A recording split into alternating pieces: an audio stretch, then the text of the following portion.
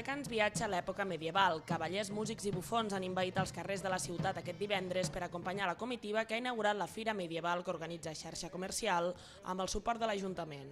Una fira que arriba a la seva quarta edició i que es consolida com una de les cites més importants amb el comerç local de la ciutat. Xarxa Comercial espera aquest cap de setmana la visita de més de 40.000 persones.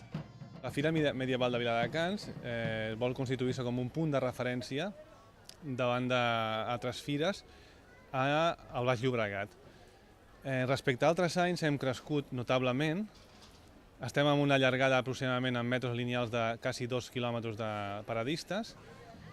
250 paradistes constitueixen tot el que és el nucli intern de la fira i podem trobar tota classe de producte.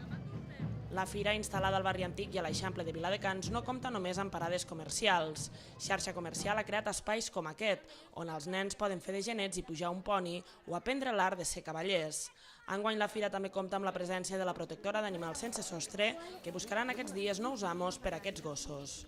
Exhibicions de falconeria, música i un ampli ventall d'activitats completaran aquest cap de setmana medieval a la ciutat. Jo crec que és molt important en aquests moments difícils i sobretot per aquestes dates que el comerç surti endavant, doni la cara, faci aquest tipus d'activitat, que el que fan és dir, escolta, estem aquí, el comerç de Viladecans està aquí, té ganes de tirar endavant, està tirant endavant i nosaltres l'Ajuntament el que estem fent és donar suport a aquestes iniciatives que surten en benefici de tota la ciutat. Jo crec que no és només benefici del comerciant, sinó que Viladecans com a tal s'omple d'activitats, s'omple d'animació i s'omple també de gent de fora que ve a veure la nostra ciutat. Xarxa Comercial anima els viladecanencs a viure la fira. Per fer-ho demana que segueixi l'exemple d'aquests firaires i es disfraci per gaudir d'aquest cap de setmana temàtic que molts viladecanencs ja marquen en vermell al calendari.